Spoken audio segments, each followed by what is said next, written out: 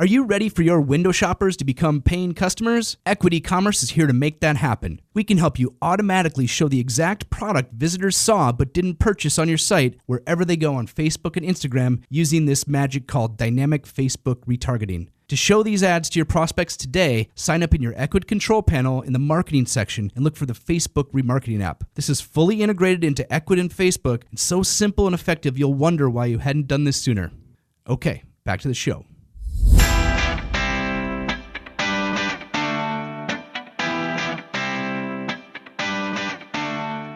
This is the Ecwid e-commerce show with your host, Jesse Ness, along with Richard O'Tay. What's going on, Richard? Happy Friday. Happy Friday. It's not so sunny this time, though. Not a sunny day. We have a season. Yeah. There's a season going on out there. It happens in most of the world. It happens in San Diego, too. Like it's a little cloudy. 4 times a year. Yeah. We'll persevere somehow. Yeah, we're going to get through this. It's going to be an easy day. Yeah. We create content here, and we're bringing in the content creator for Ecwid. Yeah, this is kind of like a day off for me and you. You know, like we brought in, instead of using our own words, especially since I'm stumbling over them, we better bring in the content writer here, Tim Osborn. Welcome to the show. Hello, everyone. And might I say, well done on the playful banter. Yeah. It was playful. It was bantery. I loved it. Yeah, there was a couple missteps there, but we're not redoing it. I was really feeling it. Yeah, that's good. And it's you're a word guy, but you mostly write, so the pressure's on you today. The pressure, I feel it. Yeah, we're pretty much just going to turn our mics off and let you, spit out content, because that's kind of what you do for a living, right? That's what they tell me. Word guy, content guy. So for people that are, if you're wondering, who is this Tim guy? So you might know him from such famous videos as 4 Steps to Start Selling Online. So that's a new YouTube video out there. And also the backwards hat wearing skateboarding guy from the Facebook Pixel video. You had your first troll online too. I did. That was a big day for me. Yeah. He was in the UK too. Like, wow, people in the UK really hate me. He did not appreciate your video. So. You know you're onto something when you get your first troll. I know. I was genuinely like there were positive comments and likes and hearts and all those things, but I'm like, this guy took the time to get on my video and troll me. I'm honored. I really am. You should be. Yeah. You should be. That means you hit a chord somewhere, right? Like, he paid attention and he took the time to write. To your point, like if you didn't hit something in him. By the way, I don't want to go into the troll part, but that actually adds to. I mean, we saw an election won because of people trolling stuff too, right? Yeah, it spreads regardless. We'll get into content pretty soon, but like it's engagement. Like engagement is awesome, good or bad. Like you want people to engage with your content. You want to elicit a response, and so you did that. He really did not like you. He did not. So all the people listening here check that out now. Yeah, they're going to be like, you're going to get a lift in the viewership just by trying to figure out what did he say. Yeah. Everyone's going to go to our Facebook page and look for the Facebook Pixel video. And so, Tim, prepare for some more engagement. Hopefully, some more trolls. I hope. Maybe you're going to get some support from the Ecwid community. Yeah, backing you up too. I will respond to the best troll. I will personally respond. All right, I like it. All right, so Tim, now it's time for me and Rich to just let you take over here. So you're the content guy. What is content? That is a good question, Jesse. So content, people think content's a lot of things. Oh, it's a blog. Oh, it's a video. And it's like, it's all of those things. Your content is your story. It's your brand story. It's your brand experiences. It's how you communicate who you are as a brand to your audience. Okay. So for somebody that's, they're a new merchant looking to sell some stuff here, what does that mean to them? Like, does that mean, they don't have a story? Maybe they need to develop that story? What do they do? Yeah. I would say if you're just starting out, you want to make your first piece of content, the key is to really know who you are as a brand and who your audience is. And I think those two things are really closely tied. So a lot of who you define yourself as a brand is going to be dependent on who you see yourself as, or who you see as your audience. So I believe you had Miller Machines, shout out to Billy Miller, on the show a while back. and he has a very, very well-defined niche market. He works with percussionists who do musicals. So he knows exactly who his audience is, and who that is defines how he does his content, what he writes, what stories he tells. And so I think that's really, really important. So maybe you're a cool mom with kids. You're going to speak to, or that's your audience. You're going to speak to a cool mom with kids differently than you would speak to hipster millennial who likes mustaches and David Lynch movies. Mm-hmm. So would you say, back to kind of Jesse's question, if they're just getting started and they've never really thought about that before, right? You've told stories growing up, but you're like, let me tell you a story. No, they just kind of creating things. So would you almost define that as what do they stand for? What are they trying to accomplish? Like, is it their mission? They might not even know their audience at the beginning. Yeah, it's kind of an ethereal thing. It's just kind of it's the essence of who your brand is. So what's your personality? What do you stand for? What do you like? Basic things like what do you sell? It's all of those things that kind of make up the personhood of your brand. And a great place to start is just defining your About Us. If you don't have an About Us page, start there. Start saying, so let's say you're in a bar and you're talking about your store. What are you going to say to someone about your store? How it came to be, all of those things. Mm-hmm. Makes sense. So, and if you can't tell that story, maybe you go have another drink at the bar, and then that story will somehow develop. But yeah, I think that's probably a good tip for people that are starting out. You have to have a story about your store, and I know Tim, you have your sample store out there, Pickled Pete's Sundries. Yes. Yeah. So what is the story of Pickled Pete's Sundries? So Pickled Pete's Sundries is just a project store that gets no traffic. I just did it for fun on a weekend. But it's all branding. The whole store is just branding, and the essence of it is just kind of a sarcastic play on e-commerce stores. So it's the most okayest products on the internet. So there's nothing special about my products, and that is my brand. We're so average and exceptionally average.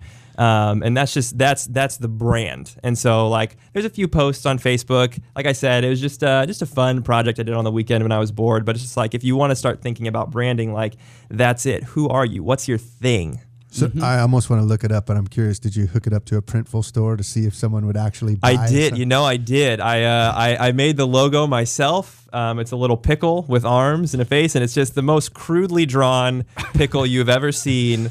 And the most average pickle you've ever tasted. Yes, and I just went for it, and that is the essence of branding. It's just this is my niche, this is who I am, and then I go for it in every aspect of the content that I create. Everything that I do speaks to this brand. So, you prefer writing. Yep.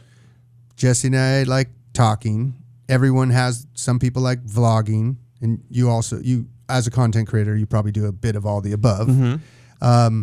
How do they decide how to tell the story? Where do they tell the story? There's lots of places to put the story. Where do they start? Yeah, it's a great question, Rich. Again, it all comes back to knowing who your audience is. And if you know who they are, then you know where you can find them. So maybe you want to be on YouTube. Maybe you want to be creating videos because that's where your audience is. Maybe your audience is teenage boys who watch gaming videos. They're going to be on YouTube, or they're going to be on Twitch, or whatever it is. And so, it just comes back to knowing your audiences. It really depends. And maybe you want to do a variety of things. Maybe you want to be on Facebook and Instagram and YouTube, or maybe you just want to be on Instagram. But you have to know who your audience is. And if someone's just getting started, should they be concerned as to the quality of this content? Because I could imagine someone for the first time, they're sitting down, they're trying to run the business, oh great, now I got to make stuff in addition to my product and watch the family and do this. Is there a certain level of production value they have to have, or can they scale that and change that, or does that still come down to the audience? Yeah, I think there's always going to be a level of scalability that has to happen as your store grows, but do the best with what you have. Don't just slap something together because you want to get it done. But if you're just starting out, don't pour 10 hours into a blog. set aside an hour to make a good Facebook post that you can use on Instagram and Twitter, whenever your social channels are, and kind of repurpose that content. But start small. Do something that you can do consistently. Like, that's really, really important, is when you're starting out, like, set consistent goals for yourself. Like, I want to make 2 posts a week. Like, that's something I have time for. And do that as well as you can, and go from there. Mm-hmm. So when you say repurpose, do you mean specifically take that same piece, or do they tweak it a little bit for the different platforms? Yeah. I think it's definitely going to depend on what platforms you're using, but there will be some tweaking involved. So, for instance, we've got our Pixel video that we just did. So Jesse and I have kind of launched a new vlogging program for Ecwid. That's just all tips and tricks for new merchants. So we'll say our new merchants, like, they're just starting out, they're a little apprehensive, they don't really know what they're going to do with their store or how they're going to do it. So these videos are designed to come alongside them and say, hey, here's, from our experience, some of the things you can be thinking about and doing to kick your store off smoothly. And so we've got this Pixel video, and we've got it on YouTube. It's a full-length video, and then we've chopped it up for Twitter. Like, we've chopped it up even more for Instagram. Like, we have one main body of content that we've been able to use and repurpose in different ways. So we essentially get 4 or 5 pieces of content out of it. Yeah, that's awesome. I like that. And you can kind of, especially if you batch those and do those over time, like, you can really just, like, this is my creativity day. And then back to work. And then, you know, if you're lucky enough to have other people chop it up, and if not, there's all kinds of programs out there. And by the way, all the pros out there, they batch. So when you see all these different brands and you're like, man, they seem to have time for social media every single day, but it seems like it's always at the same time. No, they wrote all those one day in a couple hours, and they set it up, and you know, away they went. So that's kind of how that's how it works. Yeah, absolutely. And there are tons of programs out there that you can use, some free, some not, to help you start scheduling. Like, even Facebook, they have a post scheduler where you can go in a week before, a month before, and set up all of your posts. So it's just one day, and it makes it a lot easier to do. It's more sustainable. The key is to find a process that's sustainable and repeatable for you when you're starting to create content. Yep. No, it makes sense. And I think also when we talk about creating content, you mentioned a post, all right? So people are probably, you know, that are saying, I don't have time to create content. Like, well, did you post on your personal Facebook and tell people about your kids and things like that? Like, you do have time for a post. So, like, this is your business. If you want it to grow, like, there is a certain amount of time requirement, but it's not that bad. Yeah, and I think a big thing too is just being cognizant of opportunities. Like, there's so many opportunities that you have to build content. Like we do a little bit higher production value videos, but maybe you've just got your cell phone in your hand and you want to shoot a quick video for your audience on Facebook and Instagram. Like, just pull your phone out, find a good background, maybe, I don't know, stand by a river or by a plain black wall or whatever it is, and just shoot a quick video. It'll take you 2 minutes. Yep. 2 minutes. So how concerned should people be about the number of views?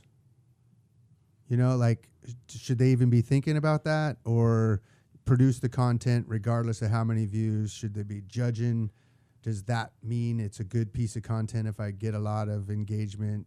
Does it mean it was a bad piece of content if I didn't get a lot of engagement? Or should they kind of expect it to be low in the beginning? Yeah, I think there's a lot of responses I would want to have to that question. So obviously, like, you want your content to be trending upwards in terms of views as your followership grows, and as your viewership grows. Maybe you get more subscribers, or you get more followers on Facebook, or whatever it is. But yeah, I mean, watch the trend. Don't look at the specific numbers. And yeah, it's gonna be low in the beginning. You might have some video that somehow somebody shares it and it finds the right person, and that one goes viral. That doesn't mean that video is better or worse than your other videos. It just means the right person saw it, they shared it, and the right other people shared. Like, that's the idea of viral content marketing. So should they keep that in mind? Like, I sometimes think about that when we say the word content. Like, I get it, and I get why we say it, but it's such an unemotional word, right? Create content.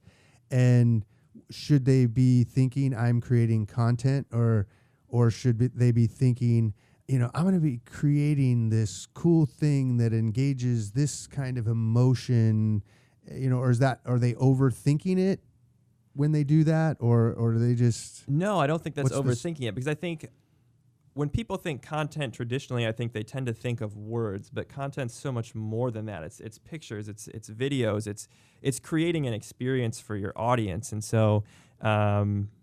You want to, and again, it comes back to knowing who your brand is, but you want to have an experience in mind for your customers. Like, I want them to feel this way when they watch this. And if you're speaking to your audience correctly, there's a much better chance that your content is going to go viral, because you've had that in mind. You've had how you want them to feel in mind, how you want them to think and react to your content.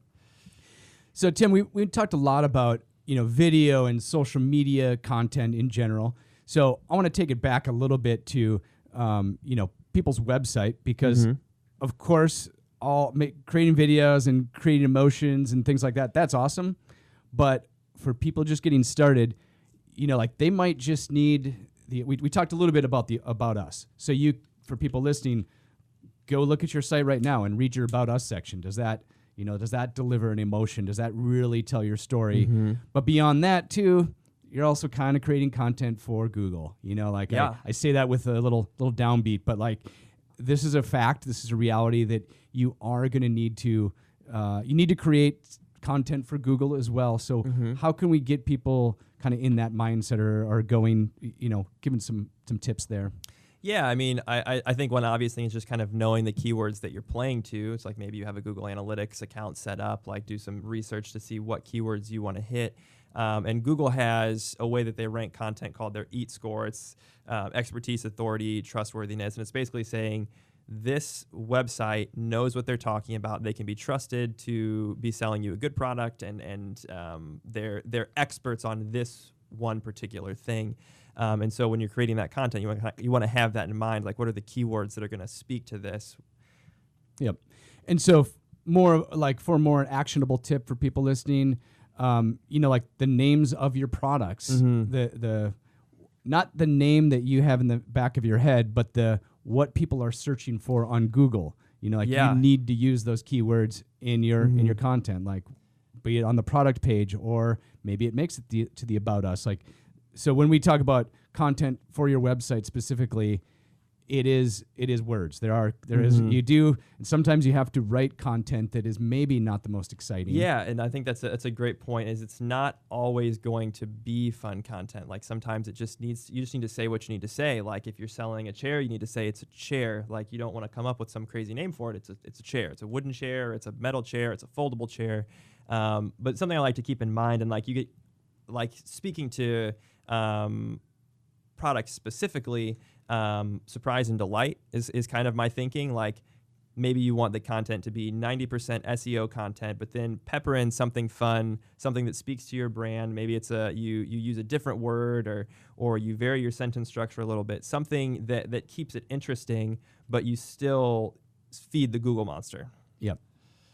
And so when they're thinking about naming this, I totally get name it wooden chair, but do you kind of keep in mind a pain point maybe that your customer is going through? Because they're probably, a lot of times they're not looking for the solution as much as they're looking to solve a problem. So do you create content sometimes around almost the keyword structure being more, how do I fix this, or what would alleviate lower back pain, and this particular wooden chair alleviates back. You know what I mean? I know it's a strange worded question, but absolutely. Yeah, I mean, and again, it all comes back to knowing your audience, knowing how they're searching for this product. So maybe it's someone's searching for mid-century modern credenza, and they want that specific product. Great. Then put that in your content. But if they're searching for a solution to a problem, I have lower back pain, or they just search lower back pain in Google, put that in your content. Use those keywords if your product alleviates lower back pain. Just know your audience. Yep. And you don't need to just repeat lower back pain in every single sentence either. There is a fine line to it where people think that, I have to use this word over and over and over. Okay, yeah, a little bit. Yes, you do need to use that word, but don't be ridiculous. Like Google's getting pretty smart. If you just use that keyword in every sentence, you actually get penalized for it. Yeah, so it's a fine balance, because you're balancing feeding Google, getting the SEO rankings, and you're also balancing writing to real people. Like, yes, you want to rank well, but ultimately you've got human beings that are coming to your site and they're reading your content. So it needs to be written in such a way that, yes, you've got your keywords in there, but it's something that a person wants to read. Yeah. I think we can even use we'll use a real life Ecwid example here. So the other day I saw Tim was working on our Facebook page. So it's ecwid.com/Facebook-commerce. And it hadn't been rewritten in a while, so it kind of needed to be freshened up for our users. But at the same time, I have some SEO needs for that page. Like there's certain keywords that we want to rank for, like Facebook Store and Facebook Shopping Cart and Facebook e-commerce. And, using all those terms repeatedly, it gets a little, like it doesn't look as awesome for the user as we would like, but we do need to feed two masters here. Like we're working to Google and we're working to our users, and Tim's going to find a way to make it all work and make our users surprise and delight them. But I'm going to be like, okay, great. He did use Facebook e-commerce like I wanted, so we will still rank for it somewhere in Google. So that's kind of now taking that example to your product page. Yes, you need to have those keywords in there again, but don't go crazy. Like you need to it still needs to be able to be read. If you read it out loud and it sounds horrible, you probably went too far. Yeah, and I think you bring up a good point. So be willing to spend a little bit of extra time on your website to make it good. Like we talked about, like making your social content sustainable and something that you can do consistently. Your website is kind of your foundation. It's your tent pole, and you want that to be really good. That's where your customers are going to go to buy your products. So if you need to spend some extra time doing that balancing act of how do I fit the keywords in and also make the sound good, like do that. That's really, really important. And then you can do the fun stuff, like the going to making videos, doing Instagram videos. Like that is way more fun. Tim got to skateboard in a video. That's way more fun than writing 500 words on a wooden chair. Totally understand. But when you make this cool video and people come to your site, you want to make sure that it stands up to the new cool videos you make. Absolutely. Like do first things first. And the very first thing is your store. Make it good. Make it really good. How do you help people create content? Because the ultimate goal is to sell stuff. Yeah. Right?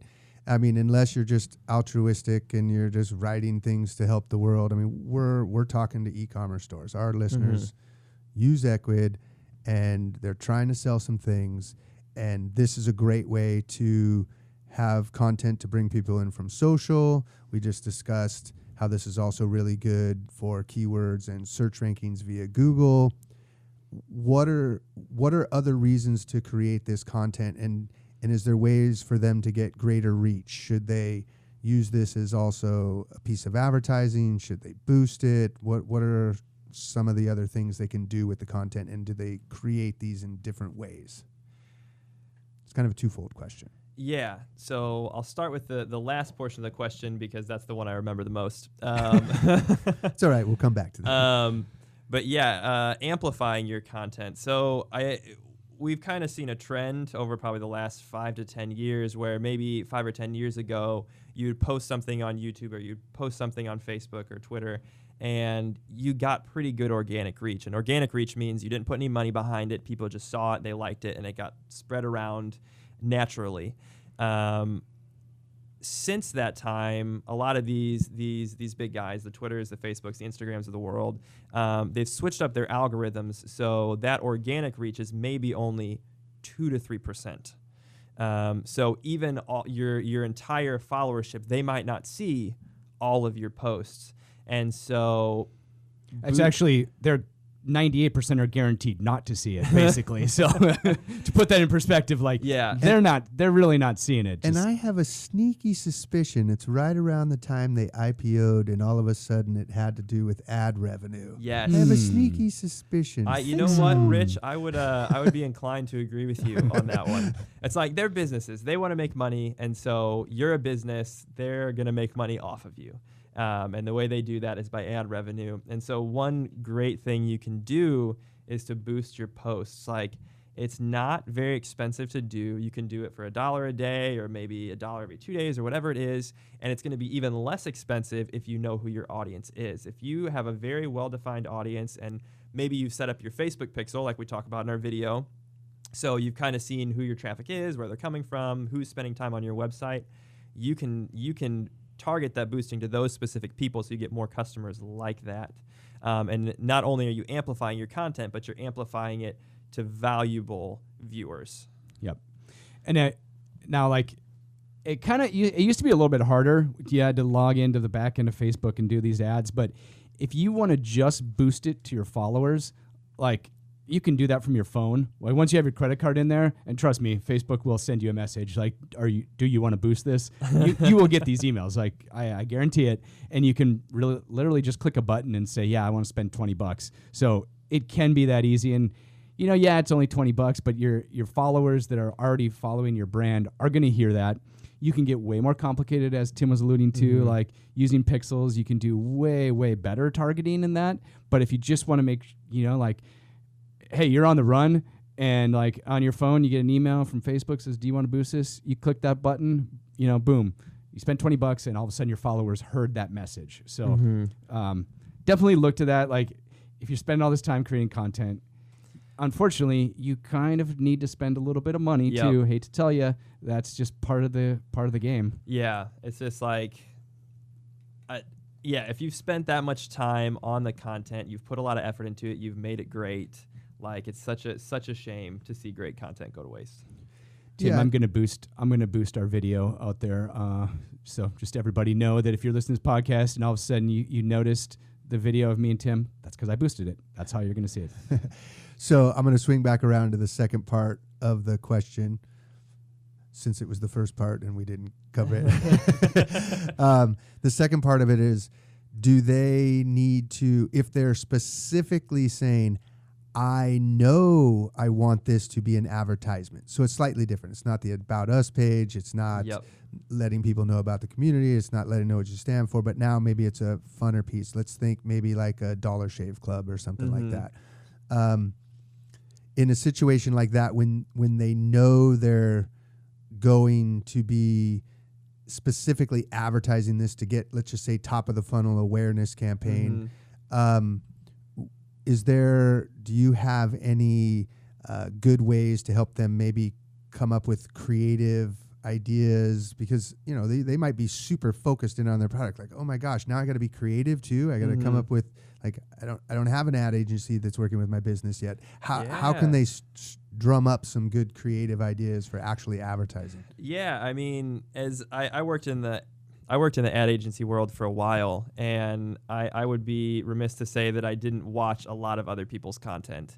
And I think that's a great place to start, is just like, see what's out there, see what other people are doing. And it's okay to borrow ideas from other people. Like, people have been borrowing ideas in their content and their movies and their literature for hundreds and hundreds of years. And if you do it, it's going to be just fine.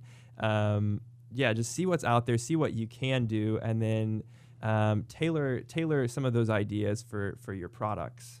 And definitely, know the kind of things that your audience is already engaging with. Like, so I was chatting with an e-commerce watch brand up and coming here in the San Diego area, and some of the content that they produced was they would just interview these lifestyle guys. Maybe it was a surfer, maybe it was a guy who managed a hat shop.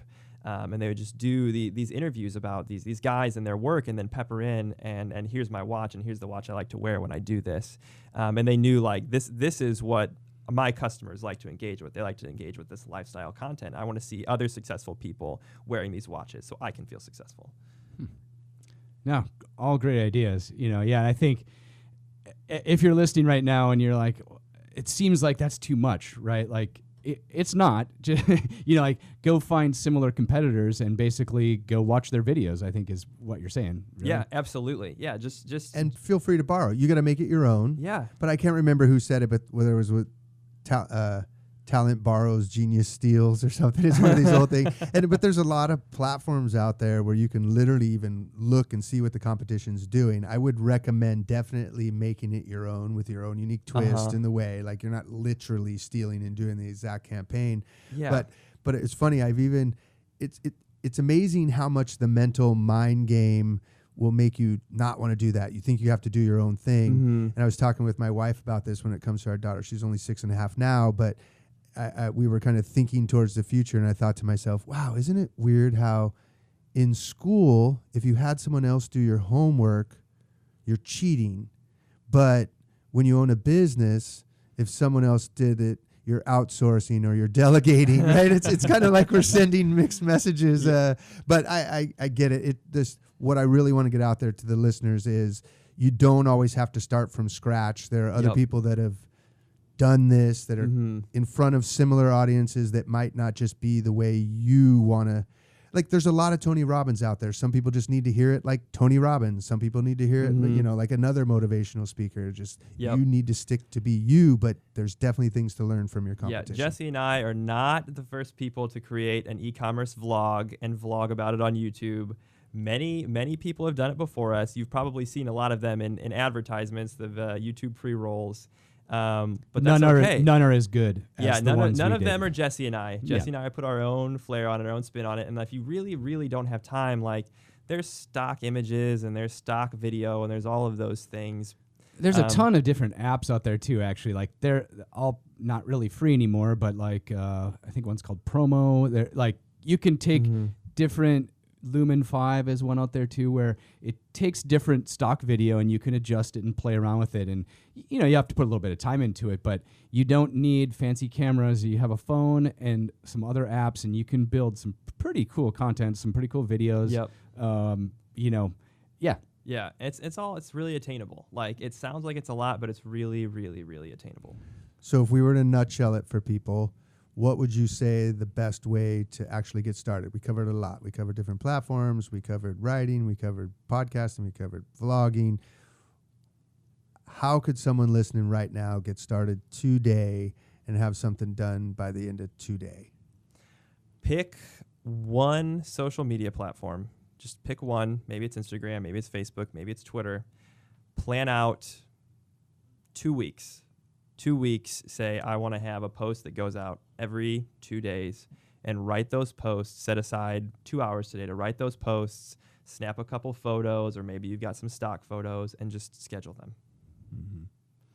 I like it. And it's a combination of probably a little bit the way you like to create the best meets the way your customers like to consume and where they're at. Correct.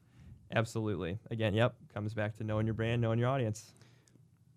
I like it. So for everybody that's looking for their Tony Robbins of content, I think Tim Osborn is your Tony Robbins. So you're a little shorter.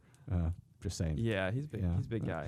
So Tim, what other pieces of content are you working on for Ecwid here? Let's give a little teaser for anybody out there. What do you have in the works that you can share? Yeah, I mean, we're always creating new blogs and newsletters and all those great things. I think the biggest thing these days is this new vlog series that we've started. We're really excited about it. Really just trying to support our new merchants and help them be successful. Like we really want you to be successful.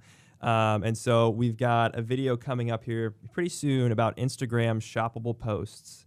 And it's how you can use Instagram, the social media platform where you're already creating content. You can use that same content to actually sell your products, tag products, and promote sales. And we're doing some videos on that. See, I didn't even have to do a plug for Instagram shoppable posts today then. So you did it for me. Done. You're welcome. All right. I like it.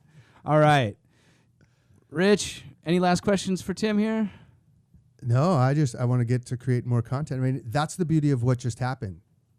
Us just having a content party right here. This is content. We have created content just sitting here talking. Yeah, and don't underestimate that. So that would be the one thing that I would probably throw out there, and as an additional piece is don't underestimate the idea of just documenting your story. Mm-hmm. And literally, there are people that are being successful out there saying, I suck at this right now, but this is what I want to do, and this is what I stand for, and I'm building this thing and sharing it. And some of those people are having more success than people that are trying to produce highly produced things. Yeah, there's so many just low-hanging fruit content opportunities. All you need to do is take them. Maybe you're at an event, you snap a picture. Maybe you've got a story of how you failed that day and you just want to post a video. Like, snag that low-hanging fruit and get it out there.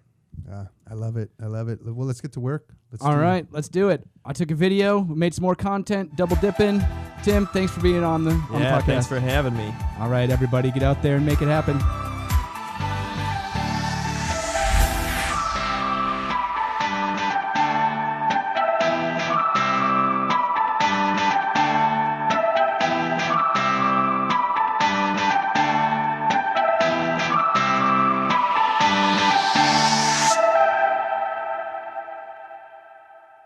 Well, Rich, there's another great show.